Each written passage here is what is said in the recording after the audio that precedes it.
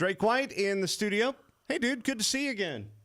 Good to see you, man. Didn't realize it's been, I don't know if you know this, it's been 9 years since we had you in. It has been a long, long time. Yeah. It was like I had just started here. Mm-hmm. Yeah, so that's how I tell time. Well, we're gonna say this then. When Carson first joined the show, you were the very first guest we booked. How about that? We'll say it was very intentional. We said we need a good-looking guy to come in and do the whole thing, and you came in. Actually, that day, you came in and you sang a couple songs, but one that actually blew up was your cover of the 4 Non Blondes. Oh yeah, you did "What's Up" sitting in here. Yeah, I get a lot of requests for that. And I was kind of tapping on some stuff before it's time, because there's a lot of people. I mean, Lainey sings that song live now. There's a lot of people that sing that song live. So, yeah, it's good.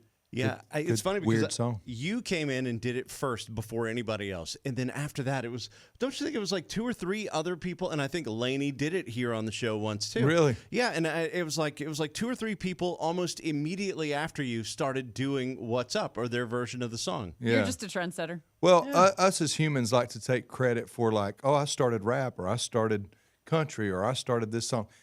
Rick Rubin, I love The Creative Act, that book that he's got out, and I've listened to it 3 or 4 times now, and like he said, when you have an idea, when you have a song idea, when you have a thing, and this city is one that is very palpable to this, like you put an idea into the ethos, and you've done it before, like it's kind of like, is my phone listening to you? Yes, your phone's listening to you, and you're going to get a advertisement for baby diapers if you're talking about babies.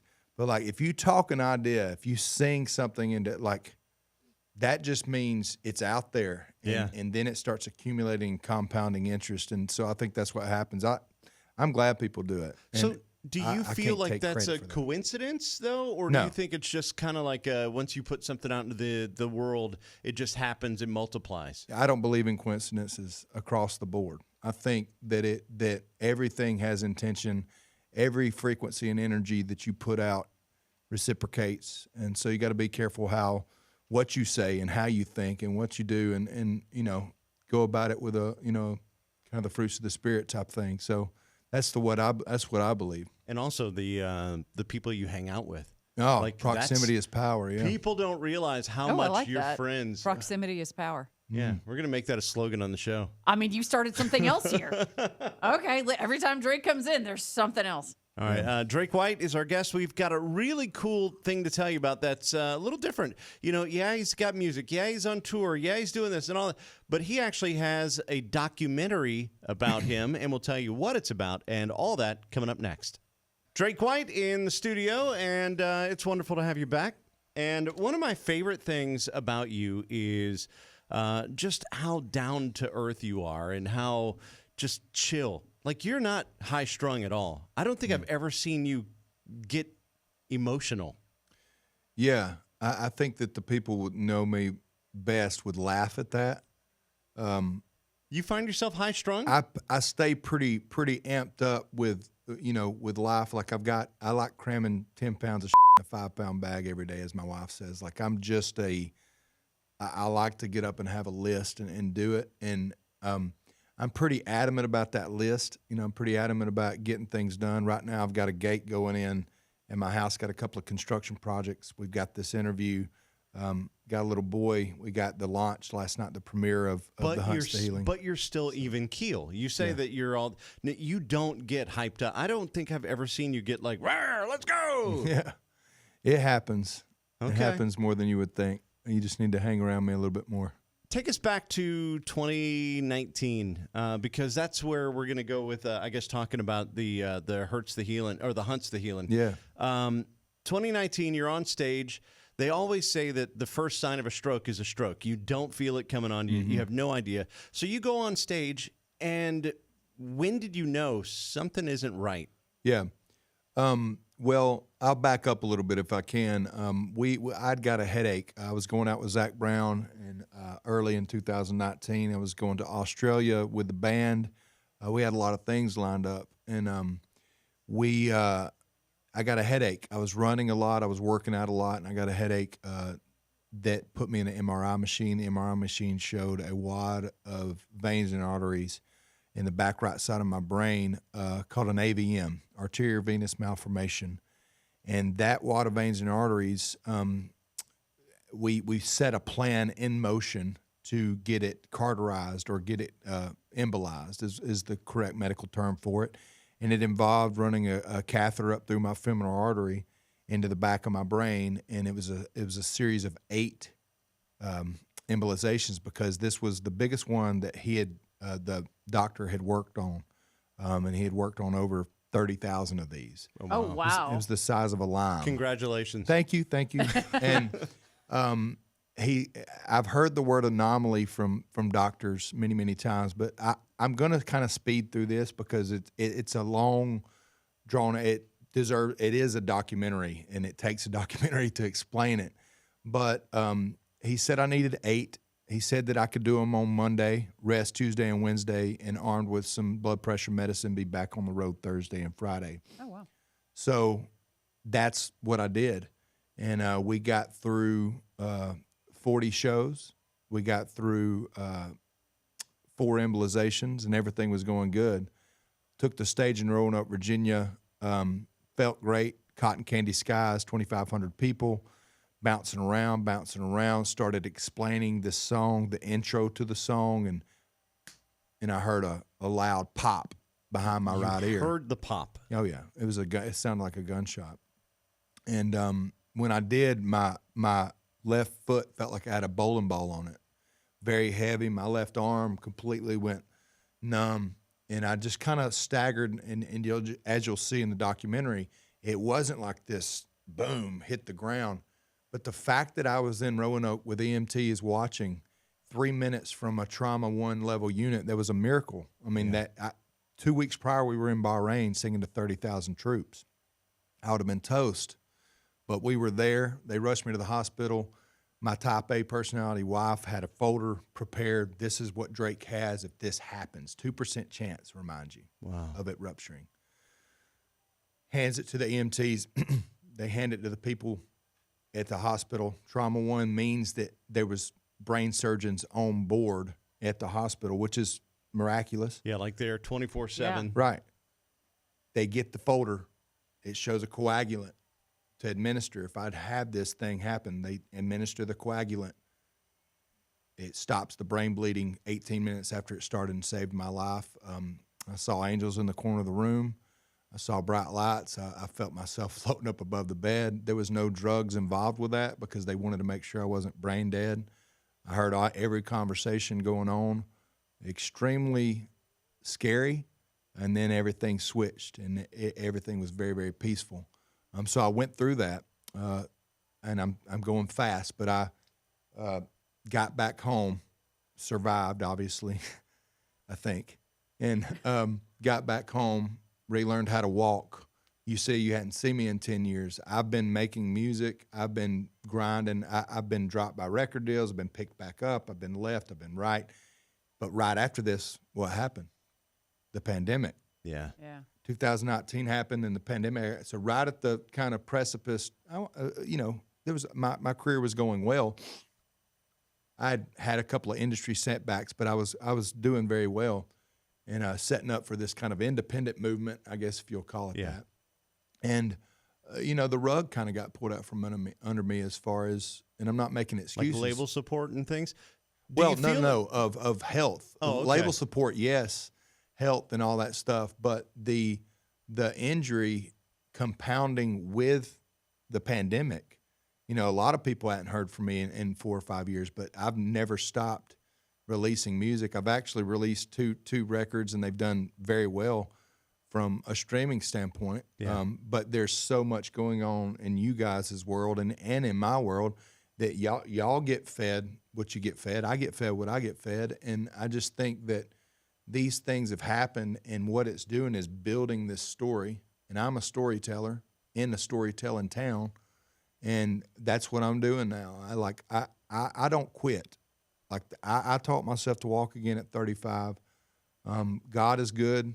People are great, and we came back from the ashes with this, and we have a story to tell of resilience and of love, and just people are good, and and music is good, and music heals. Music really does heal, and I'm proof Yeah. of that from sitting right here.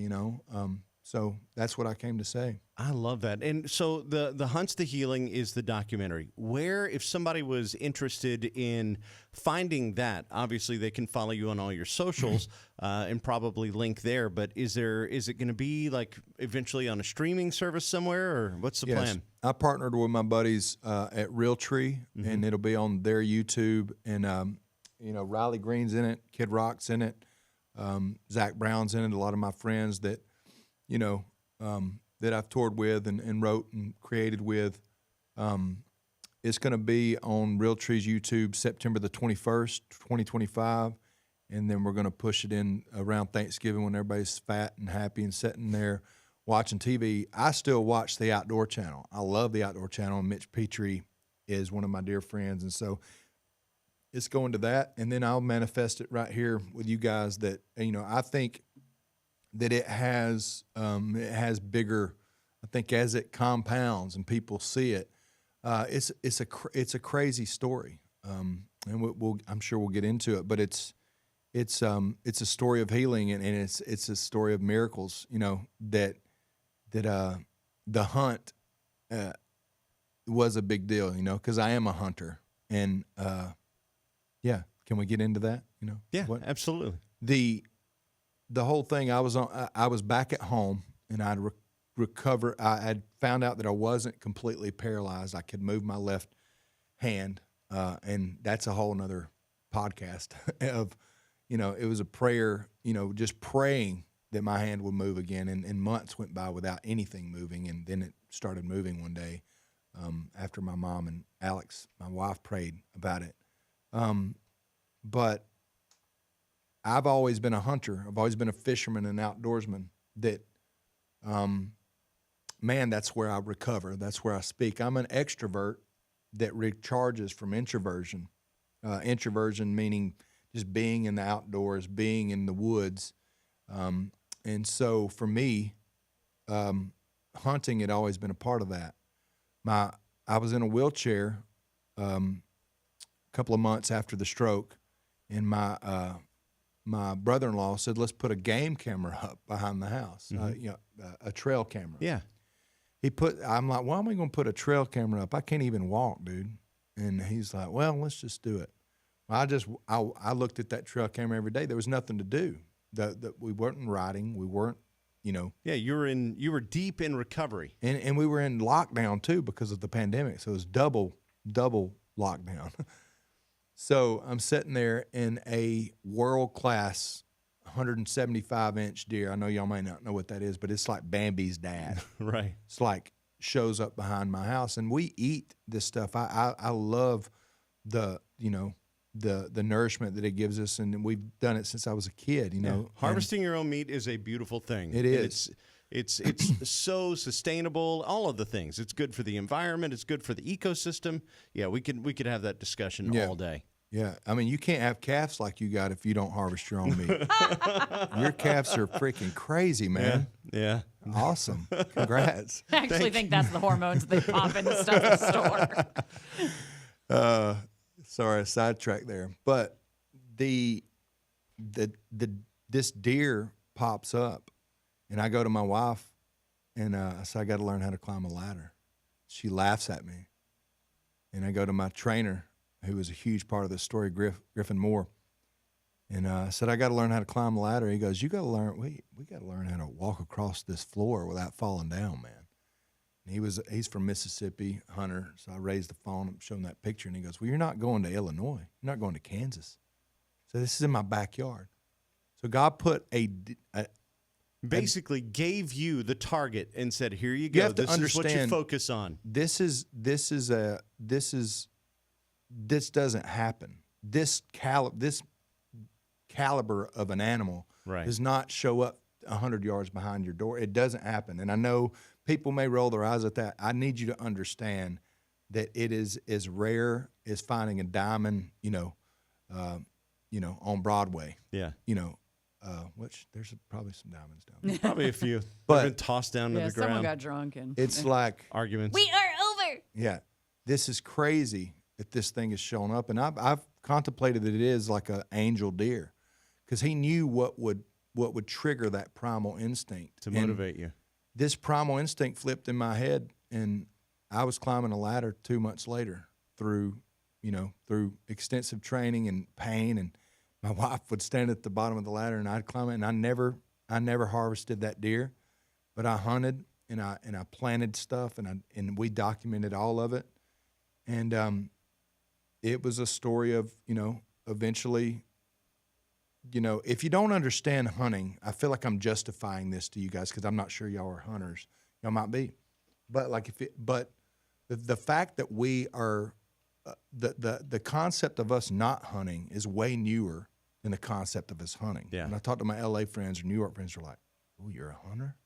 Well, yeah, I'm a provider. It is in my 100 years genes. ago, you weren't running to the grocery store the way we do now. It's in my genetics, man. Like, I am like Peter in the Bible. Like, I have that drive that is insane. That's why I'm laugh when you say I'm laid back, because there's going to be an idea that comes. I'm like looking at this eagle. My flying, where's that eagle? He's over here. That, I see the reflection here. Right there. That, my flying dreams, I'm not flying myself. I ride on the back of an eagle. I don't know what that means. You have dreams that you're flying on the back of an eagle? Yeah. I've had 3 of them in my life. I love them. Wow. All right, this is all strange. Yeah. I think it's really cool because this documentary, I guess, is going to break all of this down and show the recovery and show the drive and show you going through everything. Yeah. And so that is, again, like we said, it's going to be available. You said you're going to put it on the Outdoor Channel. Yeah. It is going to be on the Realtree. September 21st, it'll be on Realtree's YouTube, and we'll Okay. launch it out. It'll be on our social media. You'll be able to see it. Be all over the place. DrakeWhite.com. And then the Outdoor Channel over Thanksgiving. And then also check out the new song, Nothing But a Smile. Yeah. Basically, she looks better with nothing on but a smile. So Yeah. Also, dreaming of flying on an eagle signifies freedom, strength, spiritual elevation, and the pursuit of high goals, suggesting you should embrace opportunities and rise above challenges. Boom. Did you know that? Did you look it up already? Oh, yeah. I love stuff like that. It's on my wall. I wrote it on my wall with a Sharpie. I do love dream interpretation. Let's go. I do, too. All right. Drake White, you can check him out again. Hunts to Healing, The Hunt, The Healing, the documentary, and so much more. Follow him on his socials at Drake White, or is it Drake White Music? Drake White Stomp. Okay, Drake White Stomp. So check it all out. And, dude, thank you for coming in. Thanks for sharing all this. Yep. I appreciate you guys. Wow, that was a great video. Pretty good. I know you want to watch more of our videos, so do the like and subscribe thing. Thank you, and sorry about all that.